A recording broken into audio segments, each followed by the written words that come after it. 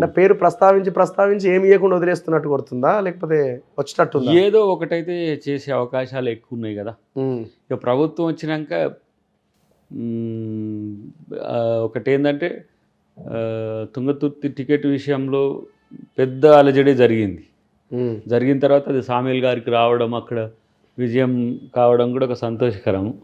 తర్వాత నన్ను అకామిడేట్ చేయాల్సిన పరిస్థితి అనను కానీ అవసరం పార్టీకి ఉంది కాబట్టి ఆలోచిస్తాడు రేవంత్ రెడ్డి గారు. కొంత నాకు అనుకూలంగా ఉంటాడు కాబట్టి ఎప్పుడు ప్రస్తావన ఉంటుంది, ప్రజల్లో కూడా చర్చ. ఇది నాకు ఎంబరాసింగ్గా లేదు కానీ ఈ సానుభూతి వల్ల చాలా సమస్యలు ఎదురవుతున్నాయి. ఓకే, ఎక్కడ పోయినా సరే, నువ్వు ఏ దేవస్థానానికి పోయినా లేకపోతే ఏడ పోయినా సరే, ఆంధ్ర కానీ తెలంగాణ కానీ ఎక్కడ కానీ సార్ మీరు అయిపోతారని అంటే ఏమైనా తెలియదు కానీ అయినైతే అవుతాము.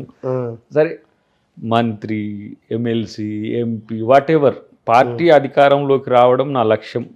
నేను మొదటి నుంచి కూడా అంటే మీతో అందరితో కూడా అప్పుడప్పుడు ఓపెన్ ఆఫ్ ది రికార్డులు అయినేమో కానీ నా కసి మాత్రం కాంగ్రెస్ పార్టీ తెలంగాణలో అధికారంలోకి రావాలి. అది సోనియా గాంధీ గారి సంతోషం చూడాలనుకున్నాం. మాలాంటి కసి ఉన్న యువకుడే ఈరోజు పిసిసి అవడం, ముఖ్యమంత్రి అవడం అనేది ఒక రకంగా సంతృప్తినిచ్చే విజయం. ఇది అన్ని విజయాల కంటే కూడా అది రేపు ఈ విజయాల్లో మా విజయం ఉంటుంది. తర్వాత మనందరి సమస్య అయింది కేసీఆర్ అనే ఒక శక్తిగా మారిన ఉద్యమకారుడు మనందరికి సమస్యగా మారి చివరికి ఇప్పుడు స్వేచ్ఛ గురించి ప్రజలు మాట్లాడుకునే స్థితికి వచ్చిందా నిర్బంధం అనిపిస్తుంది నాకు. టీచర్స్ కానీ లెక్చరర్స్ కానీ అసలు మేము రావడం వల్ల మీకు వచ్చిన ప్రయోజనం ఏంది ఇప్పట్లో ఇంత షార్ట్ టైంలో అంటే కూడా లేదు సార్.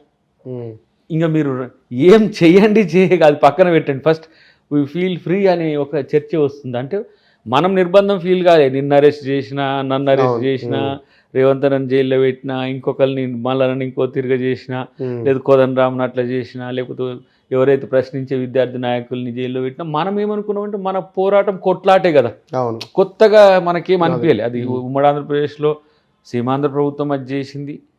తెలంగాణ వచ్చినాక కొన్ని రోజుల వరకు అదేదో స్లో పాయిజన్ లెక్క నిర్బంధంలోకి క్రమంగా వెళ్ళినట్టు ప్రజలు భావించిండ్రు. సో ఆ స్వాంతన అనేది నిజంగా ఓహో తెలంగాణ కొరకు పోరాడి తెలంగాణకు మనం స్వాతంత్రం తెచ్చినట్టుగా పోరాడినాము, తెలంగాణలో మళ్ళీ ప్రజలకు స్వాతంత్రం కొరకు కొట్లాడినామా మనం అనిపిస్తుంది నాకు. ఓకే, అదొక సో ఏదో ఒకటి అయితే రాబోతున్నది. ఎమ్మెల్సీ అంటున్నారా, గవర్నర్ కోట అయితే కోదండరామ్ గారికి ఆల్మోస్ట్ కన్ఫామ్ ఉన్నట్టు. ఆయన కూడా ఇవాళ ఇంటర్వ్యూలో కన్ఫామ్ చేసేసారు. అవును నిజమే అన్నారు. నాకు నా విషయంలోనైతే స్పష్టత లేదా, క్లారిటీ ఇంకా స్పష్టత అనే విషయంలో అది రేవంత్ రెడ్డి గారు అయితే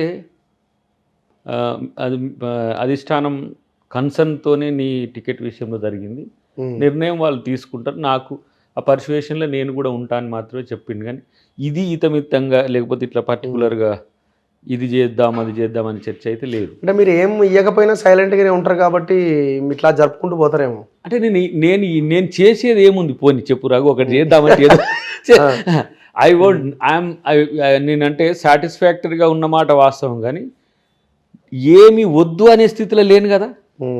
ఏదో ఒకటి కాకపోతే నన్ను ఏదో ఒకటి చేసేటట్టుంది జనం, ఇది కూడా ఉన్నది సమస్య. సో అయితం నేను అనుకుంటున్న లోకల్ ఇష్యూస్ని ఎక్కువ నన్ను ఇన్వాల్వ్ చేస్తారు. ఎంపీ అనే విషయం ట్రోల్ అవుతుంది, మరి ఎవరు చేస్తారో నాకు తెలుస్తలేదు. సామాజిక వర్గాల వారికి చూసినా మీకు కష్టమే కావచ్చు. ఎట్లయితే వివేక్ కొడుకు పెద్దపల్లి అని అంటున్నారు. రెండవది వరంగల్, అది ఆల్మోస్ట్ ఆల్ అందరూ చాలా కాంపిటీషన్ ఉంది. నాగర్ కర్నూలు మన మల్లురవి గారికి సంబంధించిన చర్చ ఉంది. సో సేమ్ కమ్యూనిటీ 3-4 కదా, నాకు తెలిసి 1 మాల 2 మాదిగా ఇక్కడ ఎంపీ. ఇప్పుడు మనది కూడా అంతే కదా, 9 మాల మాదిగా అయినాక లాస్ట్ 10 మాల మాదిగకి ఇవ్వాలని ఆ ఈక్వేషన్ అట్లా వచ్చింది. సార్ దాని క్రమం ఎట్లా వచ్చింది, 1 నుంచి 9 వరకు కూడా దయాకర్కి ఇవ్వచ్చు, కానీ 10వ దయాకర్కి ఇవ్వకుండా సామ్యూల్ గారికి ఎట్లయిందనే విషయం చర్చ పక్కన పెడితే 3 1 మాల, అది పెద్దపల్లినా లేకపోతే వరంగల్లా ఇదని. బట్ నేనేమంటా అంటే ఎంపీ అనేది నేనైతే నాకు ఏ నోట్లో కూడా ఎవరు కూడా లేదు. పోనీ ఎమ్మెల్సీ ఉంది అని అంటే ఏదో సమ్ పాజిటివ్ అనిపిస్తున్నది. ఎమ్మెల్సీ ఇచ్చి మినిస్ట్రీ ఇవ్వచ్చు ఛాన్స్ ఉందా? మేబీ ఉండొచ్చు. లేకపోయినా ఇబ్బంది లేదా? ఇబ్బంది నేనైతే ఒకటి మాట చెప్తున్నా, ఇవ్వాలని కోరిక లేదనేది కాదు.